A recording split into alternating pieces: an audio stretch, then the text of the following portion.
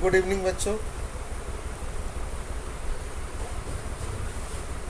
मैं आज आपको weighted average cost of capitals बताने जा रहा हूं बच्चों। Weighted average cost of capitals आप जब बनाने जाओगे तो इसकी मीनिंग जान लो क्या है। Weighted average cost of capital को ओवरऑल कॉस्ट ऑफ कैपिटल भी बोला जाता है।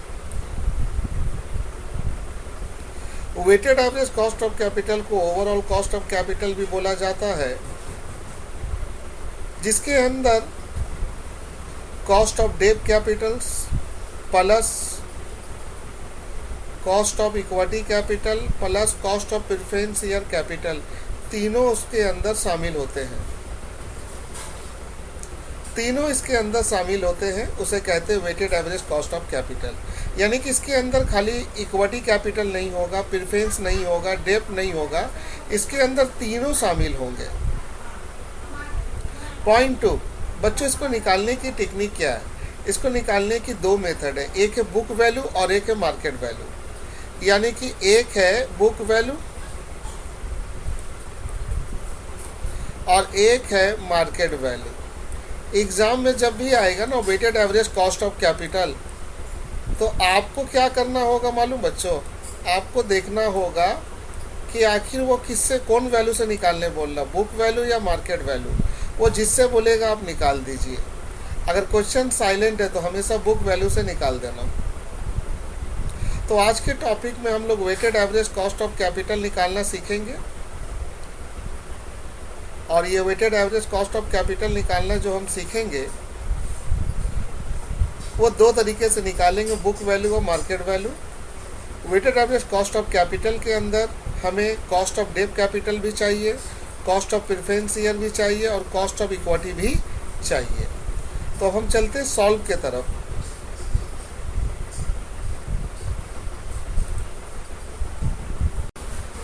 ये है सवाल नंबर 1। इनमें कह रहा कि एक फर्म है जिनकी कॉस्ट ऑफ कैपिटल दिया हुआ है टैक्स काटने के बाद। जैसे देखिए कॉस्ट ऑफ डेब्ट है, इनकी परसेंटेज निकाल चुका, यानी कि यहाँ पर कॉस्ट ऑफ डेट कैपिटल 10% दिया हुआ, cost of preference share capital 12% दिया हुआ, कॉस्ट ऑफ इक्विटी कैपिटल्स 15% दिया हुआ। तो ये सवाल थोड़ी इजी है क्योंकि इसमें ऑलरेडी कैपिटल निकाल कर दे दिया, कॉस्ट ऑफ कैपिटल निकाल कर दे दिया, कॉस्ट ऑफ डेट कैपिटल्स 10% दे दिया, कॉस्ट ऑफ प्रेफरेंस शेयर 12% दे दिया, कॉस्ट ऑफ इक्विटी शेयर 15% दे दिया। अब weighted average cost of capital हम लोग कैसे निकालेंगे? अब देखिए weighted average cost of capital हम लोग कैसे निकालेंगे। Weighted average cost of capital निकालने के लिए सबसे पहले हमें परसेंटेज चाहिए, यानी कि कॉस्ट ऑफ कैपिटल चाहिए, और यहाँ पर कॉस्ट ऑफ कैपिटल हमें दे चुका है। तो एक हम लोग को मिल चुका है, सबकी कॉस्ट, डेट की कॉस्ट है 10%, प्रेफरेंस शेयर की कॉस्ट 12%, इक्विटी की 15%। अब फिगर चाहिए। देखिए हमारी डेट कैपिटल की अमाउंट है 3 लाख, हमारी प्रेफरेंस शेयर कैपिटल की अमाउंट है 2 लाख, हमारी इक्विटी की अमाउंट है 5 लाख। यानी कि अगर हम weighted average cost of capital निकालेंगे ना बेटा, तो दो चीज़ का होना बहुत ज़रूरी है, एक फिगर और दूसरा परसेंटेज। परसेंटेज को हम लोग कहते हैं कॉस्ट, जो हम लोग निकालते थे। Cost of debt capital 10%, cost of preference share 12%, cost of equity 15%, और फिगर भी दिया हुआ। तो इस तरह की सवाल थोड़ी ईजी होती हैं। तो यहाँ हमें कुछ कैलकुलेशन नहीं करना है क्योंकि हमें दो चीज़ चाहिए, परसेंटेज और हमें चाहिए फिगर, दोनों अवेलेबल्स है। अब आते हैं मेन कैलकुलेशन के तरफ।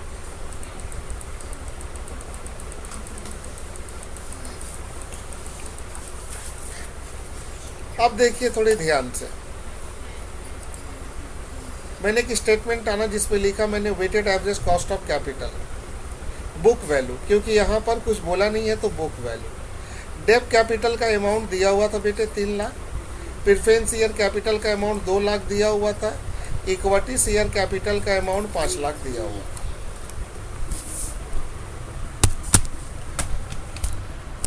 तो बेटे टोटल इसको ऐड कर लिए तो 10 लाख हुआ। अब देखो बेटा वेट कैसे निकालेंगे। वेट बेटा वेट निकालेंगे, जो 10 लाख है, 10 लाख को अगर हम 3 लाख से डिवाइड करें तो 0.3, 10 लाख को अगर हम 2 लाख से डिवाइड करें तो 0.2, अगर 10 लाख को हम 5 लाख से डिवाइड करें तो 0.5। यानी कि वेटेड हम कैसे निकालेंगे, टोटल बुक वैल्यू को, जो बुक वैल्यू सेपरेटली दिया हुआ है उसको डिवाइड कर दो टोटल। जैसे 10 लाख है, 10 लाख को 3 लाख से डिवाइड किए 0.3, 2 लाख से डिवाइड 2 लाख को डिवाइड किए 0.2, 5 लाख को डिवाइड किए 0.5। अब आते हैं कॉस्ट, इसे कहते हैं कॉस्ट ऑफ कैपिटल। दिया हुआ था 10%, 12%, 15%। अब बेटा हम लोगों ने क्या किया, अच्छा बेटा अब यहाँ हम 0.3 को 10 से, अच्छा बेटा परसेंटेज यहाँ लिख चुके हो तो यहाँ परसेंटेज नहीं लिखोगे प्लीज़, परसेंटेज एकदम मत लिखना। 10%, 12%, 15% नहीं निकला, यहाँ परसेंटेज लिख दिया, खाली फिगर लोगे 10, 12, 15। आप 0.3 को 10 से इंटू किए तो 3 आया, 0.2 को 12 से इंटू किए 2.4 आया, 0.5 को 15 से इंटू किए 7.5 आया।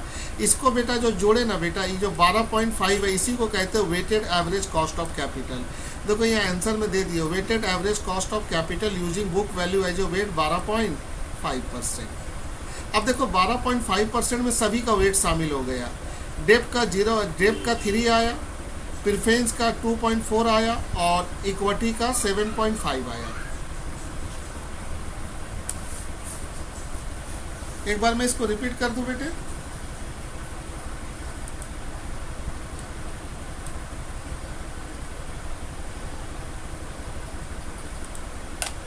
सबसे पहले बेटा मैंने यहाँ पढ़े लिखा source of fund, book value, weighted cost. यहाँ तुम डायरेक्ट लिखना कॉस्ट ऑफ कैपिटल, परसेंटेज दे देना। बेटा डेप कैपिटल मैंने ले लिया 3 lakh, preference share 2 lakh, equity share 5 lakh. बेटा ये सबको जोड़ा तो 10 लाख आया।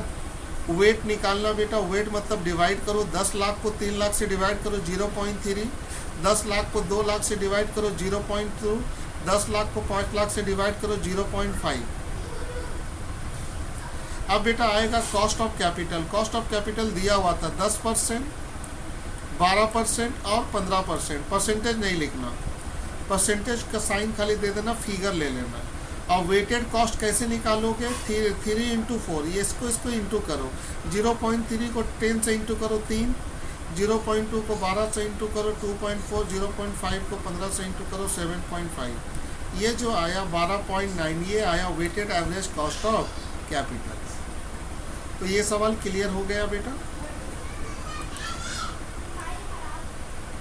अब मैं चलूंगा आप लोगों को नेक्स्ट सवाल के तरफ। सवाल 2 मैं आपको बताने जा रहा हूँ।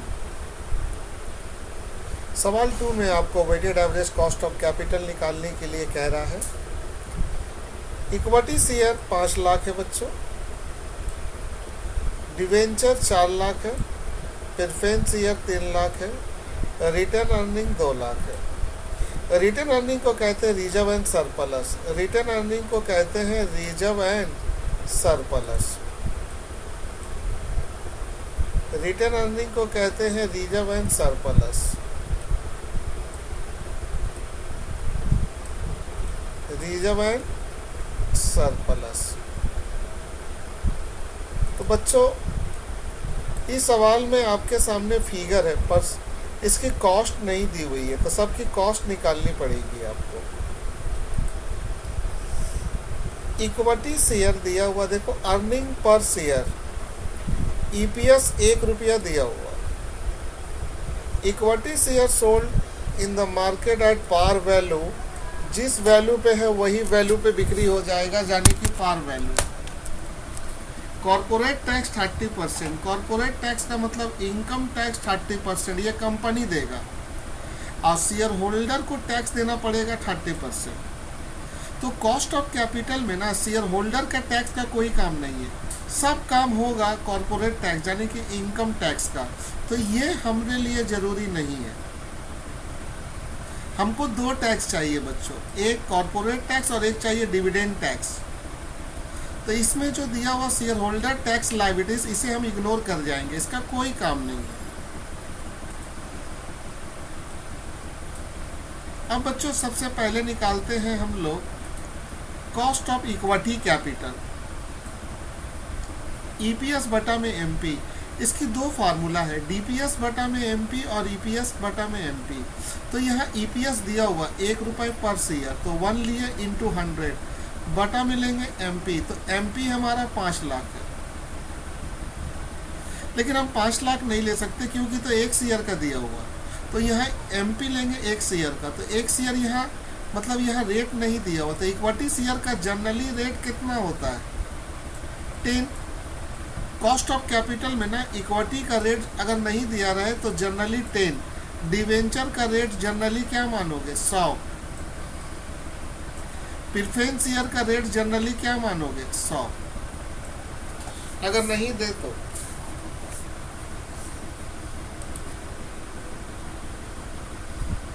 ठीक है, तो इस केस में हमारी इक्विटी शेयर का जो रेट है वो है 10। ऐसे भी 5 लाख को डिवाइड करो 50,000 से 10 ही आएगा, तो 10% आ गया इक्विटी शेयर।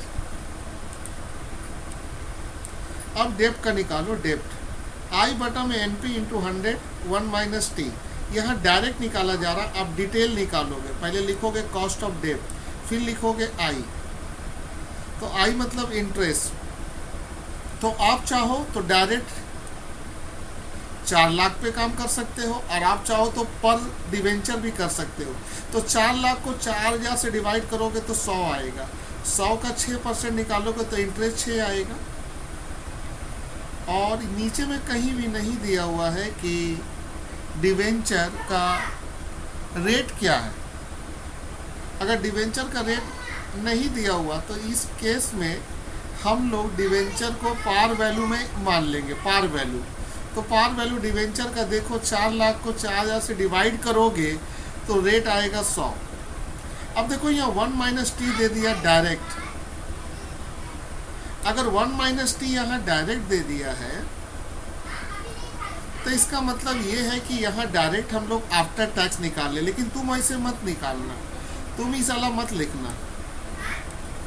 पहले तुम ये निकाल लेना 6%, बिफोर टैक्स लिख देना, तब जाके लिखना केडी बराबर, याद आ रहा, केडी बराबर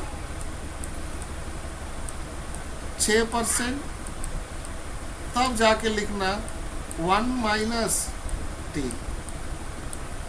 जो पहले सीखे थे वही प्रोसीड्यूर फॉलो करोगे, तब आएगा 3.9। यह डायरेक्टली आया, इसको भी यूज कर सकते हो डायरेक्टली।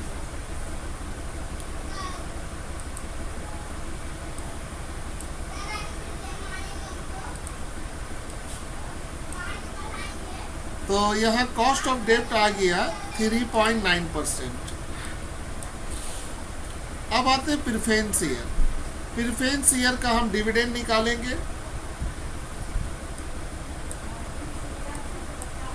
ये हमारी प्रेफरेंस ईयर है बच्चों, केपी।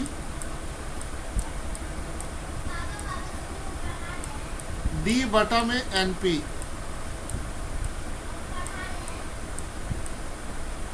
डी बटा में एनपी। तो 3 लाख को अगर हम 3000 से डिवाइड करें तो 100 आएगा। 100 का 6% अगर हम निकालें तो डिविडेंड 6 रुपया आएगा। तो 6 बटा में, इसका रेट नहीं दिया हुआ है कि ये इशूड किस पे हुआ है, तो इसका रेट नहीं दिया हुआ है, तो 100 और इंटू क्या होता है 100।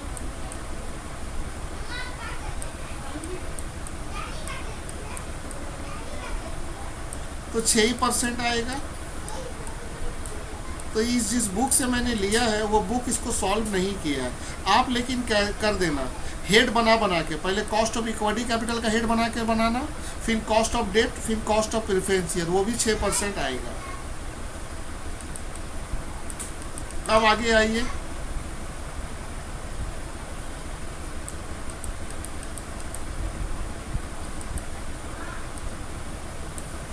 अब देखिए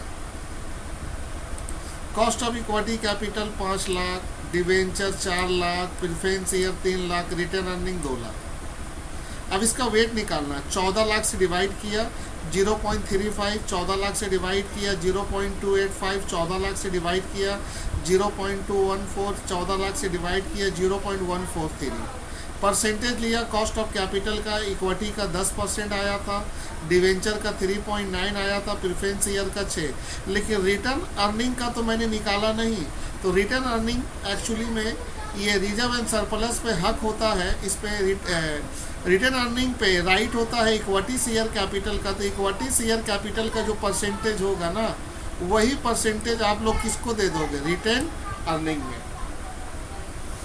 वही परसेंटेज आप रिटर्न अर्निंग पे दे दोगे। ठीक है। इसके बाद मैंने मल्टीप्लाई किया, मल्टीप्लाई कर के मैंने इसको जोड़ा और ये हमारी आंसर आ गई।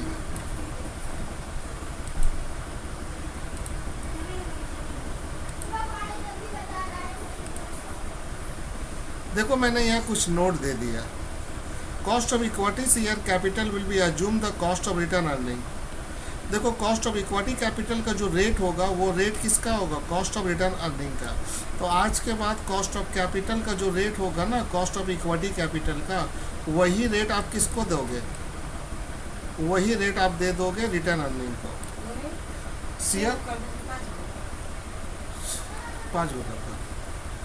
शेयर होल्डर टैक्स लाइबिलिटीज को हम लोगों ने इग्नोर कर दिया, ये हम लोग नहीं लेंगे। हम लोग जब भी लेंगे बच्चे लोग, तो हम लोग हमेशा लेंगे दो टैक्स। एक टैक्स होगा आपका जाकर, एक टैक्स होगा कॉरपोरेट टैक्स जिसे कहेंगे इनकम टैक्स, और एक होगा डिविडेंड टैक्स। अब आते हैं सवाल नंबर 3। सवाल नंबर 3 में आओ तो देखो सवाल नंबर 3 में यहाँ जो कॉस्ट ऑफ कैपिटल दे दिया है और वो दिया हुआ आफ्टर टैक्स, यानी कि ये सब आफ्टर टैक्स कटा हुआ है। आपके सामने बोल रहा बुक वैल्यू और मार्केट वैल्यू, दो वैल्यू दिया हुआ। बोल रहा है आप weighted average cost of capital निकालिएगा, एक बुक वैल्यू का निकालिएगा और एक मार्केट वैल्यू का निकालिएगा, और ये बताइएगा दोनों में क्या डिफरेंट है। तो यहाँ आपको दोनों निकालना पड़ेगा, सब आपको बुक वैल्यू भी निकालना होगा और मार्केट वैल्यू भी निकालना होगा। लेकिन आप इस केस में देखिए, आपको परसेंटेज निकालने की ज़रूरत नहीं है, कॉस्ट ऑफ कैपिटल निकालने की ज़रूरत नहीं है, वो निकाल कर दे दिया है। अब आते हैं सॉल्यूशन की तरफ।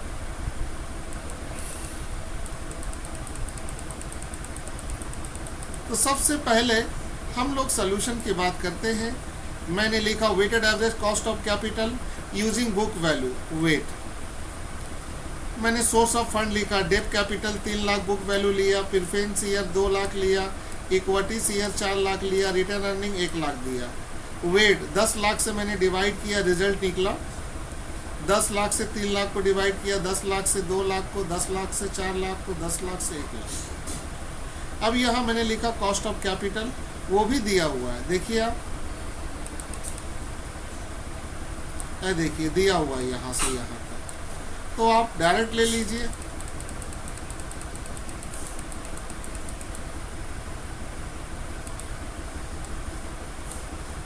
डायरेक्ट ले लीजिए। 6, 8, 14, 13 मल्टीपल करिए, 1.8, 1.6, 5.6, 1.3 मैंने जोड़ा तो 10.3 आ गया। ये वेटेड कॉस्ट को बोलेंगे weighted average cost of capital, जहां मैंने यूज किया बुक वैल्यू।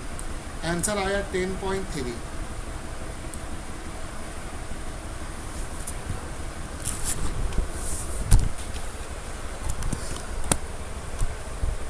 अब मैं आता हूं थोड़ी सी मार्केट वैल्यू की तरफ। मार्केट वैल्यू में आने से पहले आप लोगों को एक बार मार्केट वैल्यू भी देखना पड़ेगा।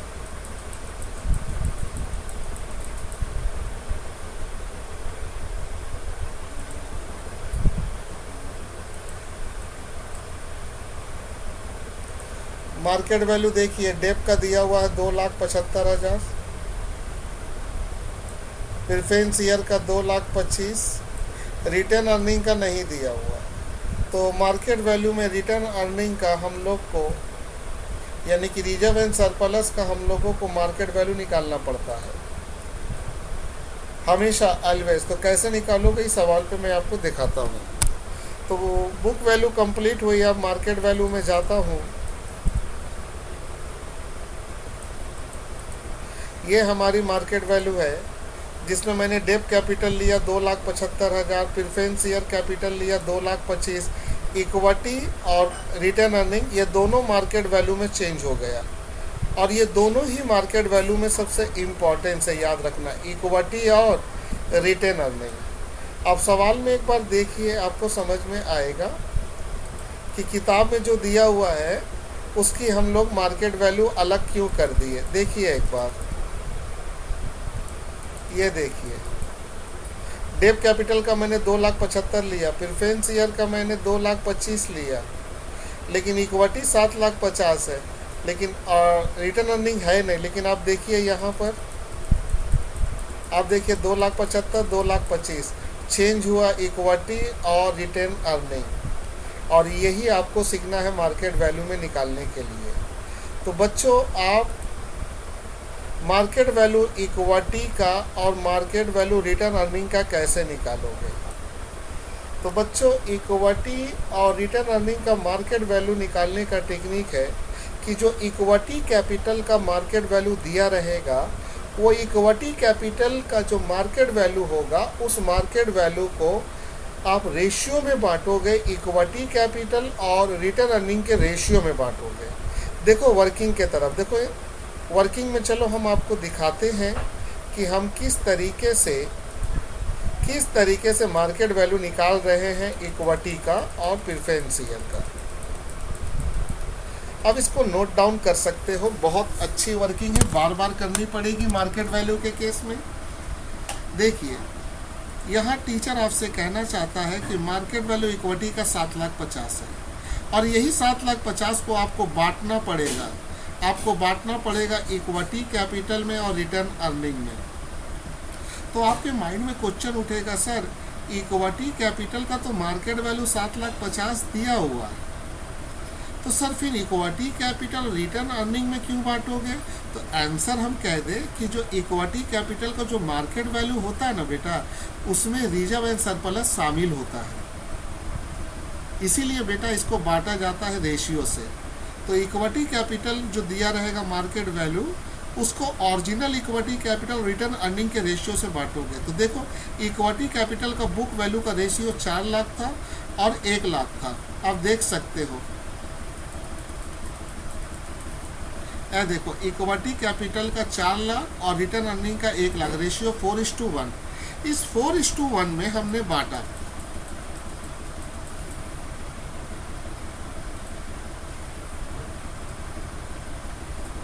देखो, मैंने 4:1 में बांटा, तो यहाँ रेशियो निकाला नहीं है, डायरेक्ट 4 और 1 5 लाख के हिसाब से बांटा। देखो, 7,50,000 को 4:1 में बांटोगे तो 6 लाख आएगा, और मार्केट वैल्यू निकालोगे रिटर्न अर्निंग का तो 7,50,000 का 1/5 निकालोगे तो 1.5 लाख आएगा। तो ये बताओ कि मार्केट वैल्यू में इम्पोर्टेंस किसका है। तो इक्विटी कैपिटल, इक्विटी कैपिटल का मार्केट वैल्यू को आप लोग बांटोगे इक्विटी कैपिटल रिटर्न अर्निंग में, और वो जो रेशियो निकालोगे किसका, बुक वैल्यू का, और वही रेशियो से आप बांटोगे market value of equity capital को। ठीक है बच्चों, अब आओ सॉल्यूशन में।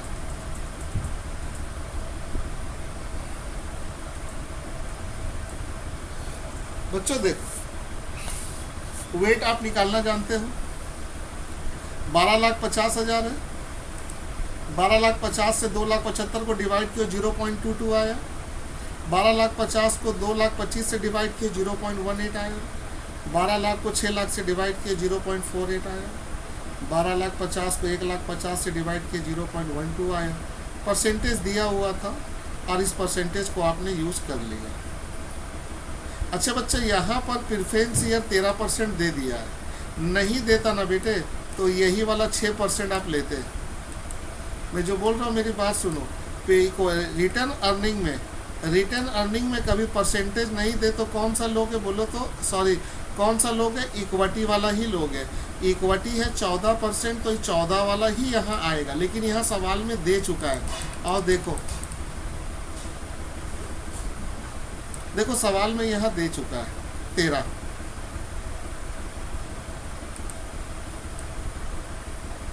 तो इसीलिए हमने यहाँ 13 ले लिया।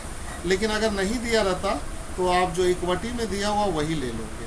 तो रिटर्न अर्निंग का ज़्यादातर एग्जाम में परसेंटेज नहीं देता है।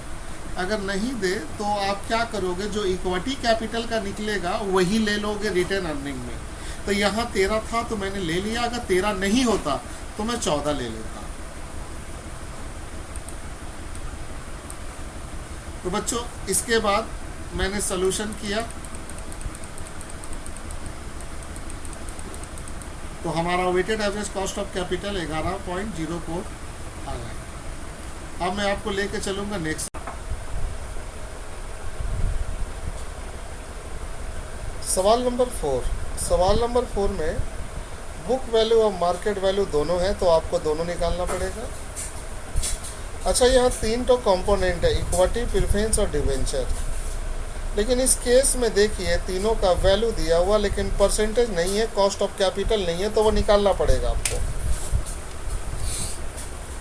सबसे पहले इक्विटी है तो आप हेड बनाओगे कॉस्ट ऑफ इक्विटी कैपिटल। लेकिन एक बार पढ़ लेते हैं हम। आपको कॉर्पोरेट टैक्स दिया हुआ, कॉर्पोरेट टैक्स आपको दिया हुआ है बच्चों, कॉर्पोरेट टैक्स आपको दिया हुआ है 35%। कॉर्पोरेट टैक्स को आप इनकम टैक्स बोलोगे और इनकम टैक्स अप्लीकेबल होता है डेप कैपिटल के लिए, डिवेंचर के लिए यूज होगा। इक्विटी शेयर का सेलिंग प्राइस 150 रुपये है। ये जो सेलिंग प्राइस है बच्चों, इसको आप कह सकते हो कि ये कौन प्राइस हुआ, तो सर ये तो मार्केट प्राइस हुई। कंपनी डिविडेंड 1212 रुपया देता है तो ये डीपीएस हो गया। ग्रोथ रेट भी दिया हुआ 7%। कंपनी 2 रुपया पर शेयर खर्चा करता फ्लोटेशन कॉस्ट। तो आप जब कॉस्ट ऑफ इक्विटी कैपिटल निकालने जाओगे तो एमपी 150 लोगे और उनमें से 2 रुपया घटा दोगे। और डिविडेंड जो दिया हुआ बच्चों वो करंट ईयर का दिया हुआ, लेकिन अगर लास्ट ईयर का देगा तो डीपीएस ओ हो जाएगा। और जब डीपीएस ओ दिया रहेगा तो आपको डीपीएस निकालना पड़ेगा करंट ईयर का, और फार्मूला होता है डीपीएस ओ 1 + जी, आपको याद होगा। लेकिन यहाँ पर डायरेक्ट आपको नेक्स्ट ईयर मतलब करंट ईयर का है। तो इस सवाल में आपको 4 बातें आपको जानकारी में मिली, मैं एक बार हाईलाइट फिन करता हूँ। कंपनी का मार्केट प्राइस दे दिया कितना, 150 रुपये। डीपीएस दिया हुआ 12 रुपये। ग्रोथ रेट है 7%। फ्लोटेशन कॉस्ट है 2 रुपये। तो आप बता सकोगे आप कैसे काम करोगे। ये तो एमपी हुआ, उसमें से फ्लोटेशन कॉस्ट घटा दोगे, ठीक है। डीपीएस मिल चुका है, ग्रोथ रेट है, तो चलो फार्मूला में लगाते हैं हम लोग, फार्मूला यूज करते हैं और देखते हैं रिपोर्ट कार्ड क्या होता है। ये फार्मूला डीपीएस एमपी इंटू 100 बटा में जी। देखिए मैंने जो बोला था मैंने वही किया, 12 रुपया मैंने लिया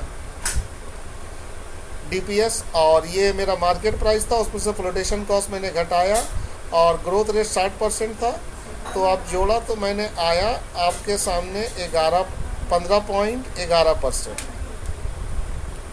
अब थोड़ा सा आते हैं, मैंने एक निकाल लिया, कॉस्ट ऑफ इक्विटी कैपिटल मैंने निकाल लिया। अब हमको निकालना होगा cost of preference share capital.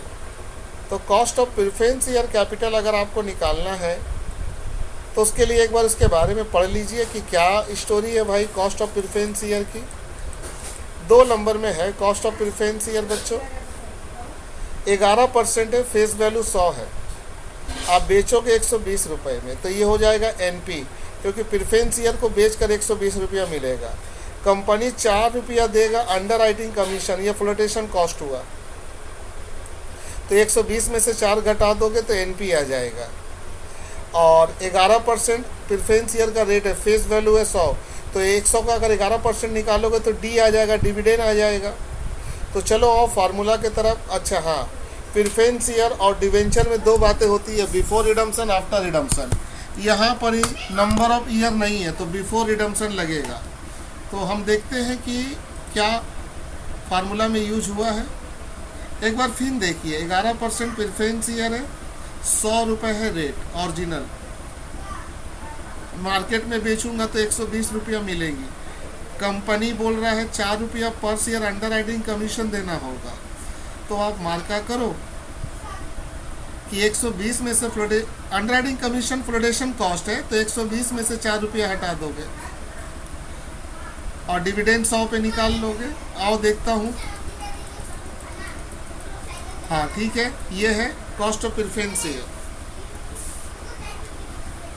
D बटा में एनपी, डी है 11 रुपया, 100 का 11% 11 रुपया, और सेलिंग प्राइस था 120 रुपया, फ्लोटेशन कॉस्ट था 4, घटा कर आया 9.48%।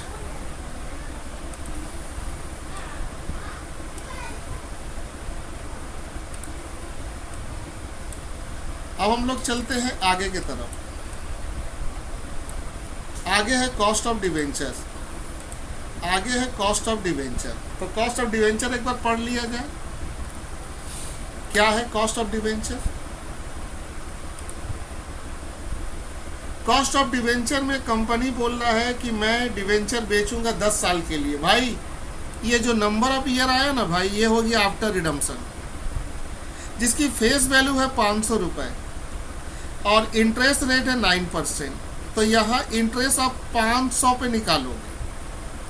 Under writing fees 2% on issue price, जो इशू होगा उसी प्राइस पे 2% आपको अंडर राइटिंग फीस देना पड़ेगा।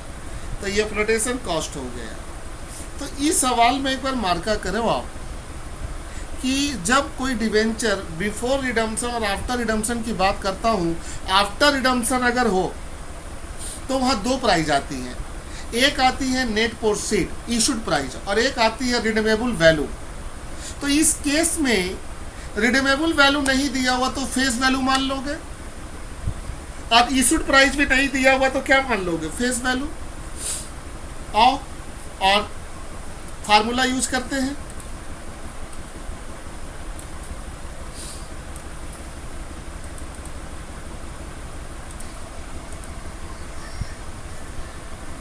सवाल देखिए आप,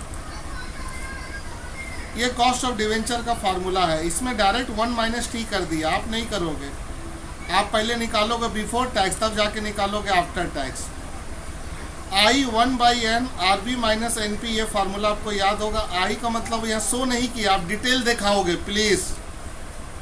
पहले आई लिखोगे, आई बराबर दोगे 500, 500 का निकालोगे कितना परसेंट था देखो तो 9%। 500 का 9% निकालोगे तो आपको रिपोर्ट मिलेगा, आपको जो रिपोर्ट मिलेगा वो 45 रुपये मिलेंगी। आरबी रिडीमेबल वैल्यू नहीं दिया हुआ तो मैंने फेस वैल्यू लिया 500। और नेट प्रोसीड कैसे निकालोगे? 500 में से आप फ्लोटेशन कॉस्ट 10 रुपये घटा दोगे तो 490। इसके बाद मैंने पुटअप किया, ये अभी नहीं करना। पुटअप किया, पुटअप करके आपके सामने जो परसेंटेज आएगा वो होगा बिफोर टैक्स। फिर उसको आफ्टर टैक्स से बदलने का फार्मूला आपको मालूम होगा। आफ्टर टैक्स आप लोग कैसे बदलते हो आपको याद होगा। केडी बराबर वो परसेंटेज लोगे और 1 माइनस क्या करोगे? टी। ये डायरेक्ट मत यूज करना बेटा, जो आप सीखे थे वैसे ही निकालना।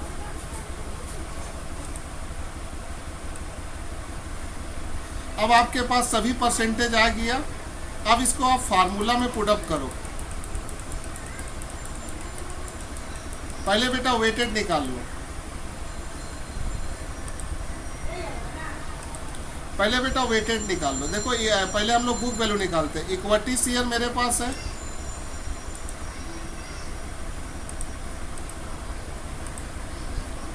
प्रेफरेंस शेयर का बुक वैल्यू है, डिवेंचर का बुक वैल्यू है। अब इसको डिवाइड कर दो, 25 लाख से डिवाइड करोगे तो रिपोर्ट कार्ड यही आएगा। और परसेंटेज सब निकाले थे, पुटअप किए तो हमारा आ गया 10.36%। अब आते हैं वेटेड की तरफ। तो अब वेटेड दिया हुआ इक्विटी शेयर का वेटेड 15 लाख, प्रेफरेंस शेयर का 6 लाख, डिवेंचर का 9 लाख। देखो इक्विटी का यहाँ 15 लाख पूरा ले रहे क्योंकि रिटर्न अर्निंग नहीं है। अगर रिटर्न अर्निंग दिया रहता तो इस 15 लाख को आप बांट देते इक्विटी कैपिटल और प्रेफरेंस इक्विटी कैपिटल और रिटर्न अर्निंग के रेशियो से, उसको लेते। और परसेंटेज आपका दिया हुआ है, आप पुटअप किए तो आपके सामने आ गया 11.26%।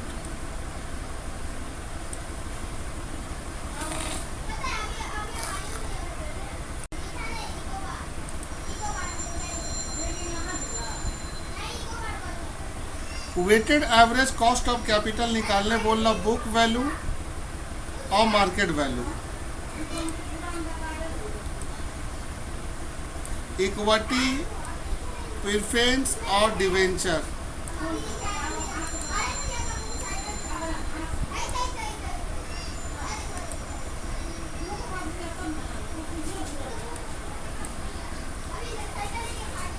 यहाँ जो दिया हुआ है ये वैल्यू दिया हुआ है बच्चों, और ये जो दिया हुआ बच्चों ये बुक वैल्यू है। ये सवाल उसी तरीके से, लेकिन थोड़ी इंपॉर्टेंस है, ध्यान देना। मार्केट प्राइस डिवेंचर का 110 है, प्रेफरेंस शेयर का 115 है, इक्विटी का 40 है। तो ये बुक वैल्यू है और इस सब का यहाँ मार्केट वैल्यू दे दिया है। एक्सटर्नल फाइनेंशियल अपॉर्चुनिटी आर दिया हुआ है यहाँ पर। तो यहाँ आपको परसेंटेज निकालना पड़ेगा इक्विटी, प्रेफरेंस और डिवेंचर। देखो यहाँ डिवेंचर के बारे में कह रहा कि new 100 debenture can be sold at par 9% coupon rate, interest rate 9% है। रिडीम होगा 10% प्रीमियम में 5 साल के बाद, नंबर ऑफ ईयर 5 है, फ्लोटेशन कॉस्ट 2% है। तो पहले हम लोग कैलकुलेशन करते। थोड़ा आस्ते बेटा दीपो, दरवाजा बंद करो। सबसे पहले हम लोग डिवेंचर के बारे में कैलकुलेशन करेंगे। डिवेंचर का फेस वैल्यू है 100 रुपये, 9% इंटरेस्ट का रेट है, रिडीम होगा 10% प्रीमियम में, और हम लोग जो बेचे हैं वो पार वैल्यू में बेचे हैं। नंबर ऑफ ईयर 5 है, नंबर ऑफ ईयर 5 है, नंबर ऑफ ईयर 5 है।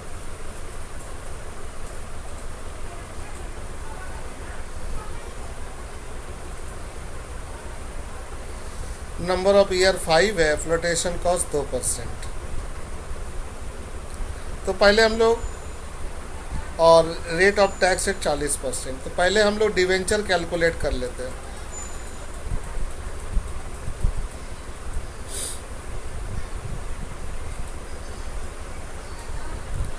डिवेंचर में आपको मालूम है आई होता है N/N, ये फार्मूला आपको मालूम है। यहाँ 1 - t मत लेना बेटा, काम करने के बाद तब 1 - t कर देना तो आफ्टर टैक्स आ जाएगा। आई इंटरेस्ट का रेट है बेटा 9%, 100 का 9% 9। सब डिटेल दिखाना, लेकिन आई बराबर यहाँ दिखाया नहीं गया, आप डायरेक्ट दिखा देना। आरबी आपका होगा रिडेमेबल वैल्यू। रिडेमेबल वैल्यू आपको बताया था कि 10% प्रीमियम, 10% प्रीमियम, तो 100 का 10% 110, और फ्लोटेशन कॉस्ट 2% है। इशूड प्राइस यहाँ पार वैल्यू है 100 का 2% 2 रुपया, 100 से 2 रुपया घटा दिए तो 98, सॉल्व कर दिए तो वो जो आएगा बिफोर टैक्स, फिर 1 - t करोगे तो आफ्टर टैक्स आएगा 6.5%। अब इसके बाद हम लोग आते हैं सेकेंड पॉइंट, और ये हमारी प्रेफरेंस ईयर है भाई साहब। ये हमारी प्रेफरेंस ईयर है जिनकी ओरिजिनल वैल्यू है 100 रुपये, 8% डिविडेंड है, और ये मार्केट में बेचा जाएगा पार वैल्यू। चलो अच्छा 100 है तो 100 ही में बेचा जाएगा। ये भी रिडीमेबल है 5% प्रीमियम में 10 साल के बाद, फ्लोटेशन कॉस्ट 3 रुपया। तो एक बात क्लियर हो गया बेटा कि यहाँ जो आप यूज करोगे प्रेफरेंस ईयर, वो यूज करोगे प्रेफरेंस ईयर आप बिफोर या आफ्टर रिडम्पशन। तो सर आफ्टर रिडम्पशन, तो चले आओ प्रेफरेंस ईयर में। पहले ये बताओ 100 का 8% 8 रुपया डिविडेंड होगा, रिडीमेबल वैल्यू होगा 5% प्रीमियम में, तो 100 का 5% 5 जोड़ेंगे तो 105 होगा, और 3 रुपया फ्लोटेशन कॉस्ट है तो NP 100 में से 3 जाएगा तो 97 होगा। आओ देखते हैं हुआ कि नहीं फार्मूला में। तो फार्मूला में इसी तरीके से यूज हुआ है। तो ये कॉस्ट ऑफ प्रेफरेंस ईयर का निकाल लिए 8.7%। अब आते हैं बेटा थोड़ा इक्विटी के तरफ।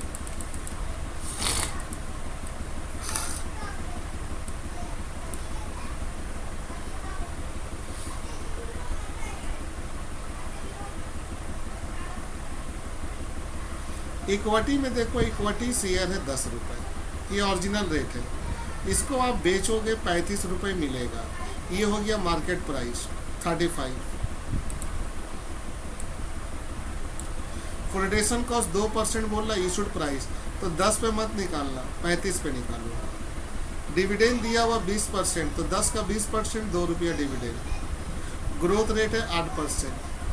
इनकम टैक्स इसके लिए नहीं यूज होता है, इसके लिए नहीं यूज होता है। इनकम टैक्स डेप के लिए यूज होता है, डिवेंचर के लिए। एक बार देखो, इक्विटी का ओरिजिनल रेट है 10, सोल्ड किए 35 में, तो मार्केट वैल्यू 35 है। फ्लोटेशन कॉस्ट 2%, इशूड प्राइस 35 का 2% निकालोगे और घटा दोगे। डिविडेंड 20%, 10 का 20% 2 रुपया। ग्रोथ रेट है 8%। तो देखिए तो फार्मूला में यूज हुआ है कि नहीं।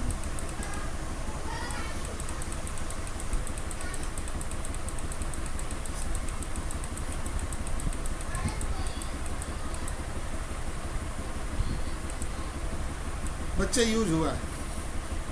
डीपीएस बटा में एनपी इंटू 100 प्लस जी। डीपीएस यहाँ निकाला है डायरेक्ट, आप अलग से दिखा देना। 10 का 20% 2 रुपया डीपीएस। एनपी 35 था, उसमें से 2% निकाल कर माइनस कर दोगे तो 34 रुपया 30 पैसा। तो ये हमारी इक्विटी की आ गई। तो तीनों के परसेंटेज मैंने निकाल दिया। अब मैं जाऊंगा वेटेड निकालने के लिए। तो वेटेड निकालने के लिए अगर जाऊंगा तो पहले बुक वैल्यू निकाल दो। बुक वैल्यू सर क्या होंगी, जो दिया हुआ बेटा प्राइस वो बुक वैल्यू है। देखो बेटा 30 लाख, 4 लाख, 14 लाख, ये बुक वैल्यू है बेटा।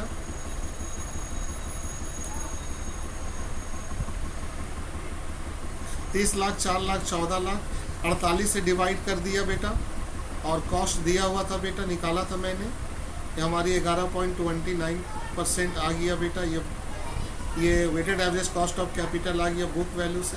अब बेटा मार्केट वैल्यू में आते हैं। इक्विटी शेयर है बेटा, इसका मार्केट वैल्यू दिया हुआ बेटा। देख बेटा, इसका मार्केट वैल्यू दिया हुआ है। इक्विटी शेयर का मार्केट वैल्यू 40 है बेटा। तो 30 लाख को पहले 10 से डिवाइड करोगे तो 3 लाख आएगा। 3 लाख को 40 से इंटू करोगे तो मार्केट वैल्यू आएगा। लेकिन याद रखना बेटा, अगर रिटर्न अर्निंग दिया रहे तो इक्विटी का मार्केट वैल्यू को हमेशा इक्विटी कैपिटल और रिटर्न अर्निंग का बुक वैल्यू का रेशियो निकालोगे, उसी रेशियो से इक्विटी कैपिटल का मार्केट वैल्यू को बांटोगे। लेकिन यह रिटर्न अर्निंग नहीं है तो आप पूरा ले लोगे मार्केट वैल्यू। तो इक्विटी को हम लोग 30 लाख को 10 से डिवाइड किए तो नंबर ऑफ इक्विटी शेयर आएगा 3 लाख। 3 लाख को 40 से इंटू कर देंगे। 3 लाख को 40 से इंटू करेंगे तो 1 करोड़ 20 लाख आ जाएगा। डिवेंचर को उसी तरीके से 14 लाख को डिवाइड करेंगे 100 से, तो 14 लाख को 100 से डिवाइड करेंगे अगर हम लोग तो 14,000 आएगा। उसके 110 से इंटू कर देंगे। प्रेफरेंस शेयर को 115 से इंटू करेंगे तो आ जाएगा। तो देखो यहाँ हम लोग किए हैं, 100 भी कर दिए। 1 करोड़ 20 लाख, 4,60,000 और डिवाइड कर दिए तो रिपोर्ट आया। परसेंटेज तो निकाले थे और हम लोगों ने कैलकुलेशन कर लिया। बच्चों यहाँ पर आपको एक बात को ध्यान देना होगा, और वो बात क्या है कि अगर रिटर्न अर्निंग का परसेंटेज नहीं देगा तो रिटर्न अर्निंग का परसेंटेज आप कौन सा लोगे?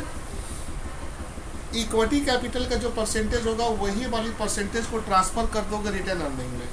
नंबर 2, बुक वैल्यू में कोई प्रॉब्लम नहीं है, मार्केट वैल्यू में प्रॉब्लम है इक्विटी और रिटर्न अर्निंग में। रिटर्न अर्निंग को रिजर्व एंड सरप्लस कहते हैं। अगर कभी मार्केट वैल्यू दिया रहा इक्विटी का, इक्विटी कैपिटल का, तो उस मार्केट वैल्यू को इक्विटी कैपिटल और रिटर्न अर्निंग का जो बुक वैल्यू का रेशियो होगा वो रेशियो निकाल कर आप क्या करोगे, बांटोगे। बाय बच्चों।